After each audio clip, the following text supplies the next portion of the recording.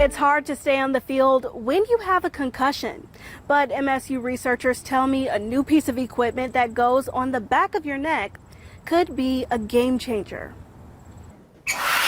That looks pretty scary, but it's even scarier when it happens for real.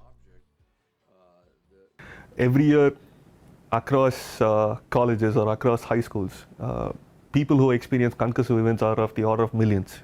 According to research, 3.8 million concussions happen a year in the U.S. And any kind of these repetitive concussive events leads to something what is known as traumatic brain injury, which in turn will lead to changes in character, mental health issues. That's why a team from MSU's College of Engineering is working on a sensor that can be worn on an athlete's neck to identify concussion injuries. We measured the strain of the neck and converted it to a voltage that we can see in the computer. And then we compare it with the accelerometers inside the head. And that's how we can compare and get an effective reading on what causes a concussion. And the inspiration came actually in a football game, MSU game. I was really in front for the first time. I had a colleague that had really good seats. And for the first time in my life, I saw up close a football game.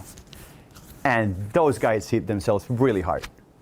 The idea is that when an athlete wears the bandages during games or practices, a medical team sitting on the sidelines would receive an alert from their computer to take the player off the field and examine them. We could determine from the output of the bandages if there was a whiplash strong enough that could be considered dangerous for the athlete itself. Team hopes to build a wireless bandage in the future and eventually see it used in sports like football and ice hockey. For now, I'm your neighborhood reporter, Yasmin Ludi, Fox 47 News.